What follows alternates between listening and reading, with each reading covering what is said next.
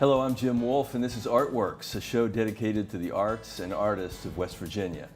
The Rustic Mechanicals is the only troupe of actors in West Virginia dedicated to touring the works of William Shakespeare and other classical playwrights. Now celebrating their 10th anniversary, the Mechanicals tour 5 shows annually, including Shakespeare in the Park, outdoor productions, and an impressive variety of programming focusing on making Shakespeare's plays accessible to contemporary audiences. Today we'll visit with Jason A. Young and Sarah Young, co-founders of the Vintage Theater Company and the Rustic Mechanicals. Jason and Sarah, welcome to Artworks. Hey, thanks. Yes, thank you. Thanks for having us. It is wonderful to have you here. Congratulations on 10 years of Rustic Mechanicals. 10 years. Pretty amazing. West Virginia's had a Shakespeare troupe for 10 years, and throw a pandemic in there, and we're pretty excited we're still around. You all are the co-founders, so I assume you've been there all 10 years. Yeah, from the beginning. Yeah. Well, so I want to say I was very happy to be in the audience last night at Rustic Mechanicals' production of Hamlet at Capitol Theater here in Charleston. This was part of the festival's fall programming for this year. We're sitting here right now in October of 2023 as you're sort of nearing, I think, the end of your tour and your program for this year. Sarah, you played Hamlet last night. Amazing performance. Thank you. Congratulations. Thanks. It was really impressive. You've been doing this on the road for a while. How's it going? How are you feeling today? I'm tired today, if you want the honest answer. You gotta be. You gotta be. Yeah. Yeah, tired, but also that adrenaline and the excitement, keeping it moving forward. Yeah. Yeah. It's amazing. The production was really fast-paced, I thought, and I'll admit this, it's the first full production of yours that I've seen, and I think just from previous conversations and also seeing some images of other productions, I think of Rustic Mechanicals as the sort of lighthearted, fun, accessible, friendly, community-friendly version of Shakespeare. And not that Hamlet was not that, but Hamlet is Hamlet. This was the tragedy. And you all didn't flinch, didn't step back from that at all. I thought the production, I'm sure you did it in your style, but it was high impact. It was really well done. And again, congratulations to both of you and really the whole company, because that's an impressive group of actors, all playing multiple roles in order to deliver that whole story. Yeah, I think when you talk about you see us as being kind of lighthearted and stuff, I think we sometimes maybe even to a fault. We like to find the extremes of things and then kind of back it off a little bit. So if it's a comedy, like, we're gonna go for it, and we're gonna let all of the goofiness breathe and all of the bawdiness breathe and all of that. But like you said, you saw maybe what some people believe to be his greatest tragedy last night, and we went for it. Like we just try to let the text and the story live to its highest level, and I think you saw that in action last night with Hamlet. It's a highly impactful production, pretty intense production. Yeah, it really is. It really is. So now, Rustic Mechanicals, tell me what that means. Where did the company get its name? So we were actually in rehearsal and had shows scheduled for our very first tour. Our very first production was A Midsummer Night's Dream in the summer of 2014. We had 7 actors, and we played 4 different locations. It was a really long tour that week. But we were actually in rehearsal for that production and trying to decide what to call the company. And one of the things that's unique about the company is that we are all West Virginia artists, and that's sort of at the heart of our mission. We are West Virginians making Shakespeare for West Virginia. And so we originally thought, we would call ourselves something that ties into West Virginia. And so we looked at Shakespeare's canon, and a couple times in his plays, the word mountaineer is used. Both times it's used as an insult, sort of like, hick or redneck. Sure. And in an underproduced play called Cymbeline, somebody says, "Yield, thou rustic mountaineer." Stand over there, you mountain hick man. And we thought, oh, that's perfect. We're going to be the Rustic Mountaineers. And then we thought, oh, everybody's going to think we're from WVU. Yeah. So we hung on to Rustic because I think it defines us in a great way. And then we started looking at the different names that Shakespeare has for actors. Sometimes he says actors, sometimes he says players. But in A Midsummer Night's Dream, which we were in rehearsal for, he refers to the actors as the Mechanicals. So we thought Rustic, Mechanicals, and then the legend was born right there. That's very cool. Yeah. And I love the name, and now it has its own life. Right, But I didn't. sure. I never heard that version of where it. Well, where it over came the from. 10-year history in promotions, we have been called many different things. things. Rusted Mechanicals, Rusty mechanic. Mechanics. we Rusty. Yeah. We get a lot of different versions of our name out there. That works. But it is Rustic Mechanicals. You thought you might be confused with the WVU football team, but now you have a different problem. Yes, Yes. now we have a different Yes. problem. Yep. Sarah, you played Hamlet, as I mentioned. I think you maybe played Romeo earlier this year did. as well. She gets a lot of young boy roles. Two.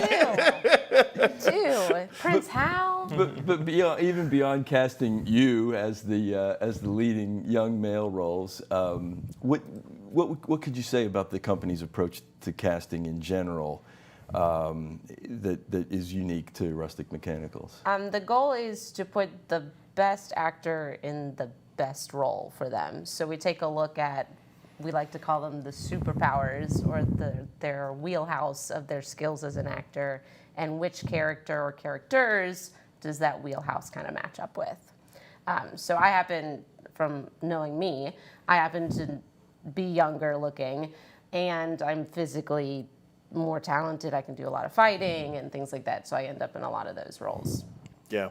Shakespeare, we're going to talk about this later, but we use this term called Shakespeare staging conditions. Basically, like what were the things that Shakespeare was working with in his theater, and then how does that how can we make them apply here? Not like, to the letter, but how do we riff off that? Shakespeare didn't have access to female performers. In his day, it was thought below, it was unladylike for a woman to be on stage. So we riff off that by saying gender doesn't really matter then. I mean, he could have very easily written all male characters, but he didn't. He wrote a lot of great female characters knowing they were going to be played by male actors. So for us, it doesn't matter. It's about like Sarah said, the superpowers of the actor.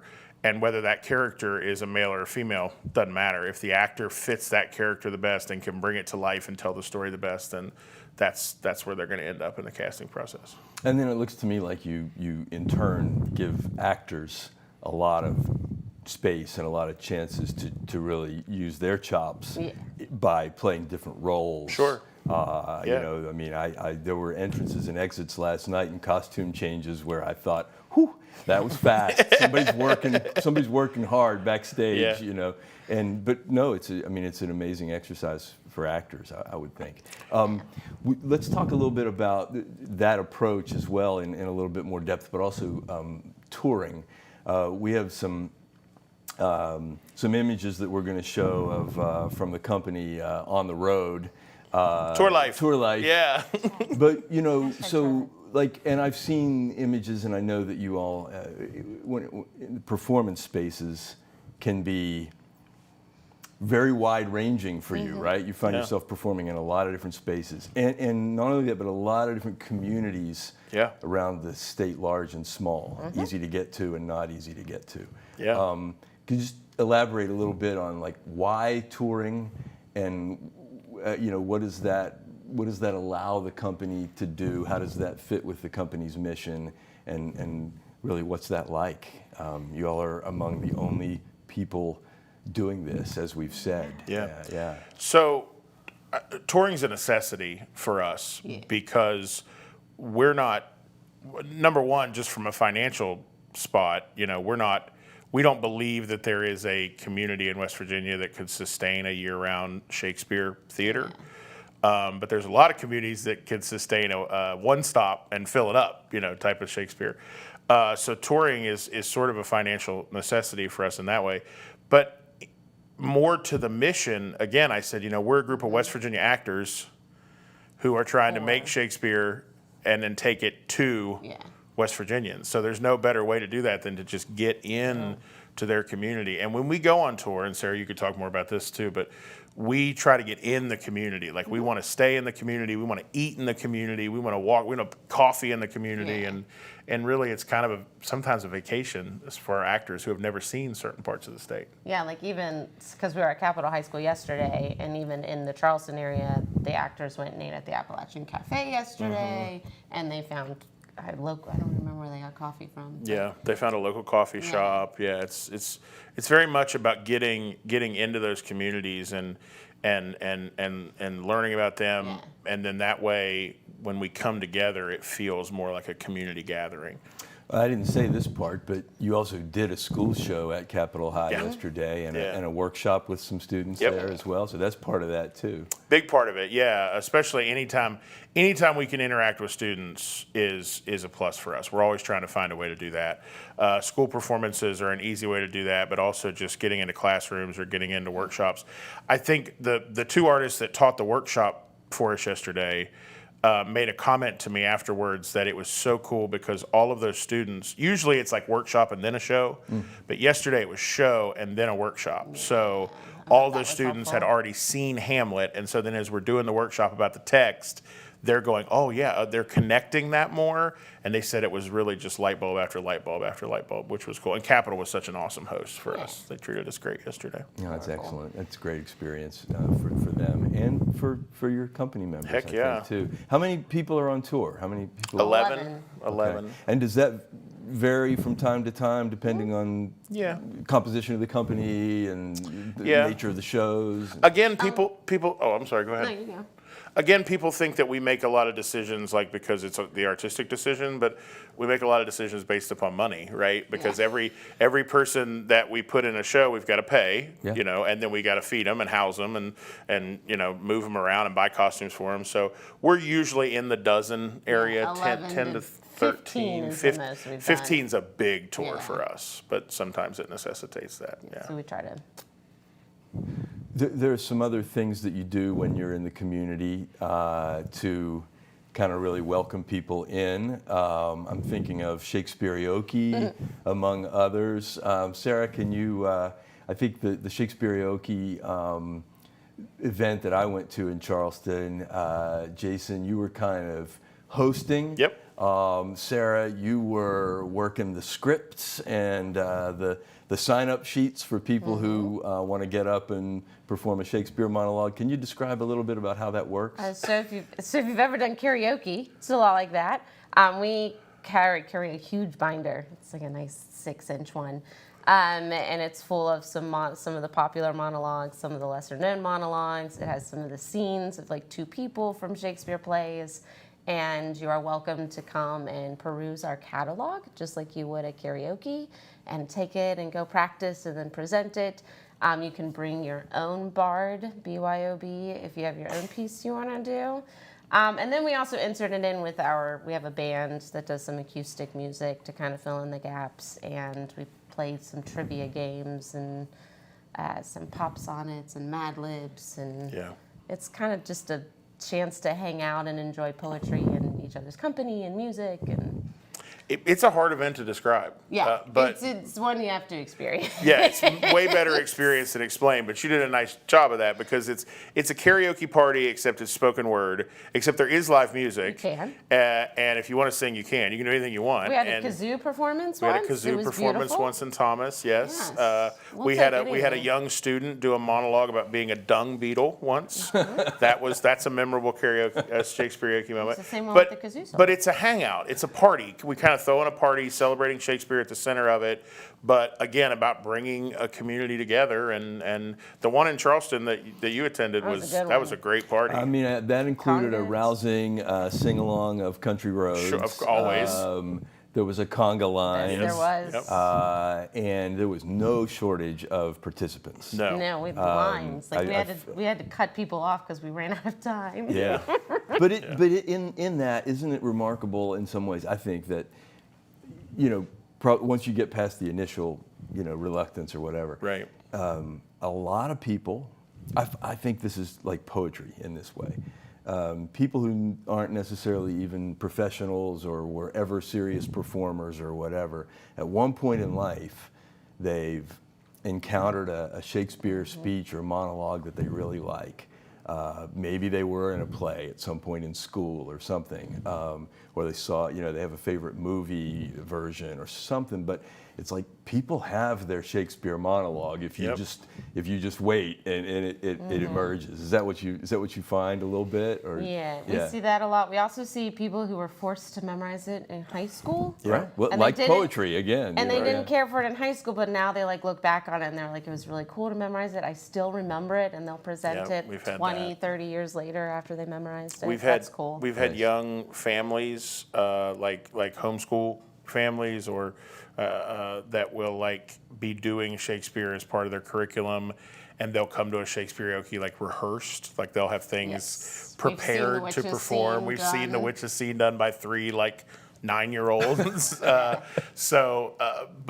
But yeah, I think as you were saying that, for me it was the movie. Gosh, people may not even know this movie. The movie Renaissance Man.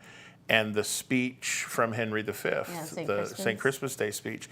That was the one that I saw that movie, and I went out to the bookstore and I bought that book, and I didn't read anything, but I just flipped through it until I found the speech. And then I spent all kinds of time in that speech, and I think that's exactly what you're talking about. Yeah.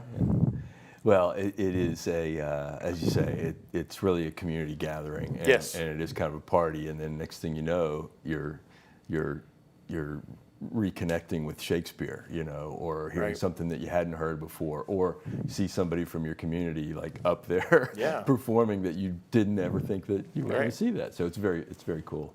Well, let's get into some of the specific productions that you've worked on this year, as well as a little bit more in depth on the approach.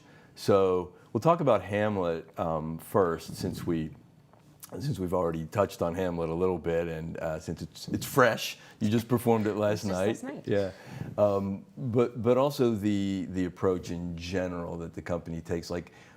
Jason, you've talked a little bit about this, but what do you think audience members should expect when they come to see a Rustic Mechanicals show?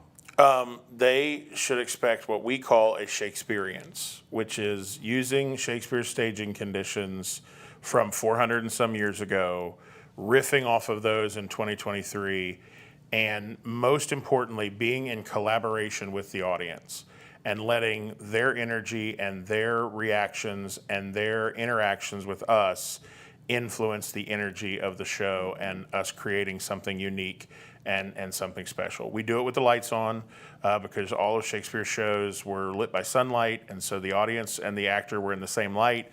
So we do it with the lights on, and we know that, or we believe really strongly, we know that because Shakespeare knew that his audience was visible, he wrote them into the play. And all of those lines are direct. There's so many lines that are direct addressed to the audience. In Julius Caesar, friends, Romans, countrymen, that's the audience. You are the friends, you are the Romans, you are the countrymen. I am talking to you, and you become the crowd at that funeral. Like last night, the second scene of Hamlet's a political moment for the king, and the audience is the crowd. But then also in those private moments, Hamlet has 7 famous speeches. Yes, you do. And the audience becomes the confidant for Hamlet. They become that person that he's able to sort of unpack his heart with.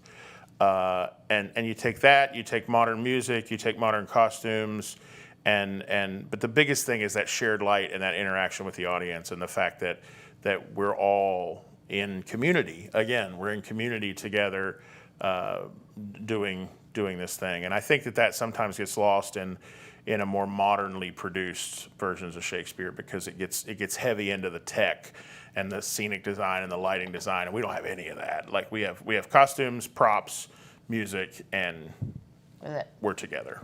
That's why we can do it anywhere, because we don't need that's what I was going to say. Yeah. That lends itself to the touring that you do, and the fact that Sarah, what are some of the spaces that you've performed in just this year? I saw you last night in more of a conventional theater setting, but I know that you're in lots of other kinds of places. We sectioned off a corner of a gymnasium last week We built We some did. some walls with our drapes that we use, and created a tiny little box there. Community spaces like the Monongalia Arts Center in Morgantown. It's an old post office, so we've gone in there.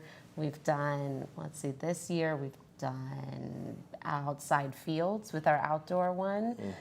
We did the park here in Charleston next to the river, converted that. So Under pavilions, that's Under that's pavilions. a big one.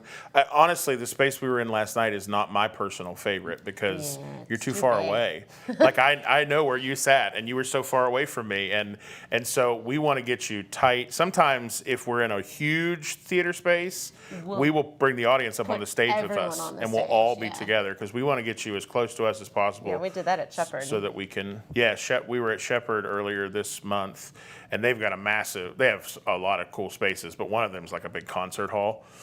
And we were doing a performance, and we knew how many college students were going to be there, and so we just put the chairs on the stage, and we were all together. I'll confess, I arrived about a minute and a half late last night, but I caught the opening number. But I honestly, as I was coming in, I thought, are they seating everyone on stage? Because if so, I'm going to be in trouble. Yeah, You know? no, too many people for that last night. Right, yeah, you wouldn't have had space for that. Well, that's very interesting, and from that, let's talk a little bit more about Hamlet, and particularly, Hamlet was directed by Jim Warren. Jim Warren, Is that right? yep. Can you describe a little bit about his influence and your relationship with between your company and Yeah. Jim and the American Shakespeare Center? So Jim is the co-founder and was the artistic director for 30 years for the American Shakespeare Center in Stanton, Virginia. He's the guy that invented the term Shakespeare staging conditions. And so we are kind of Jim Warren disciples, I guess, in this. He is now working on an incredible project in Stratford, Connecticut, where he is going to build the American Globe Center. They're going to build a replica of the 1614 Globe in Connecticut. Which globe it was. But he is the one that brought us Shakespeare staging conditions. We've been doing that for 5 of our 10 years. And he just transformed the way that we did Shakespeare. He transformed our audiences. The audiences started. I mean, we got more bookings, we got more bigger audiences. He just transformed us, and he helped us understand that less is more. When you really need to put we were already doing this, but really Leaning toward it. We just hadn't putting the jumped text in the middle of the show, only doing as much tech as is absolutely necessary to tell the story, letting the text breathe, and letting the most important thing be speaking those words and connecting with the audience. And he taught us that, and now communities all over West Virginia are sort of reaping the benefit of that work. Yeah. He's a great director, an actor's director. Good collaborator for you all too. Yeah. He turns us loose, and we often say about Jim that you never really know what What he Jim wants. wants, but you're certain what he doesn't want. If he doesn't like something, he'll say, "No, try something new." But you're never really sure, But We'll it's get there good. eventually. It's good. Yeah, You get there it's been great. eventually. Yeah, exactly. And we have other great. I mean, Jim has been the transformative, but we have a director of education, John Shirley, who helps us with all of our education work. He has been transformative to the troupe. Fight directors like Millie Ooms and Cliff Williams and intimacy directors like Jessica Morgan, Bridget Esterhuse, and Tommy Schaffler. We have all these people that are basically support staff for us that have all had a really transformative role in our 10-year evolution as a troupe. And that's what you want. I mean, you've really put together a team over this time. Get the most talented people you can together, and then let them influence the world. It's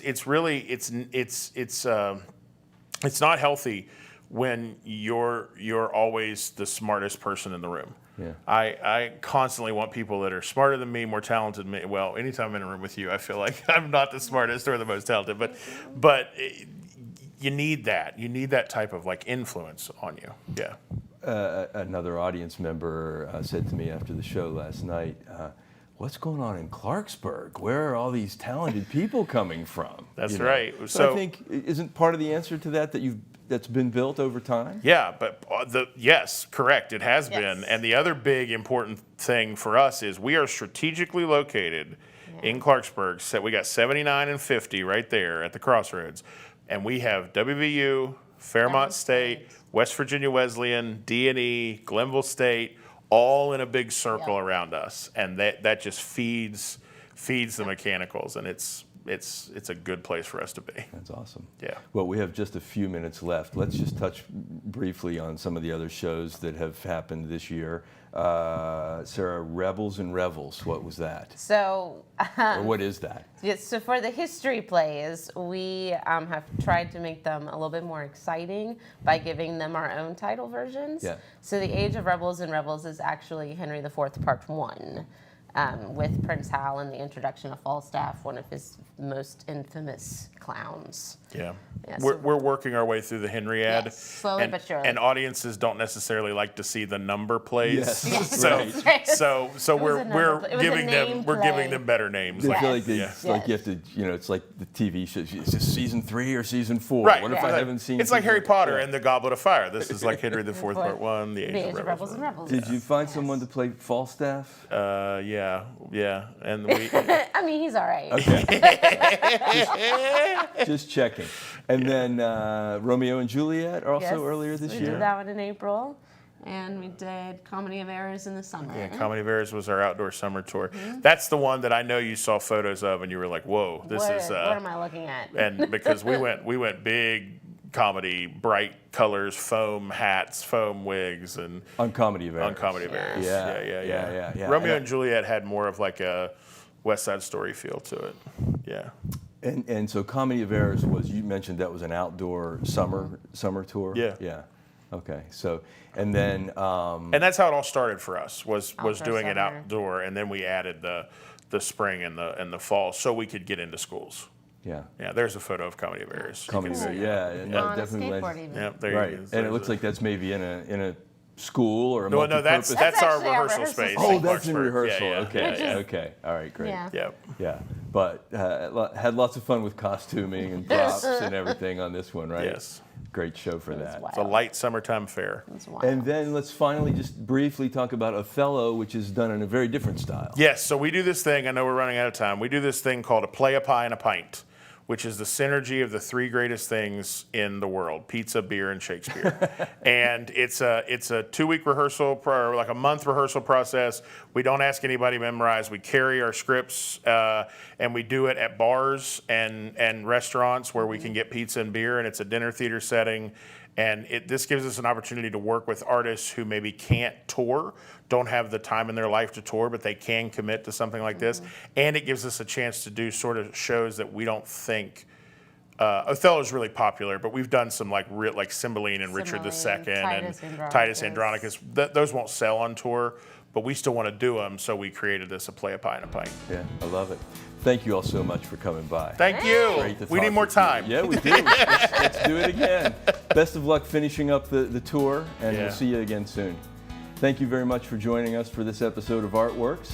Please tune in next time to enjoy the vibrant art scene in West Virginia and to discover more about the artists living and working in your community. Until then, we encourage you to enjoy, support, and participate in the arts wherever you happen to be.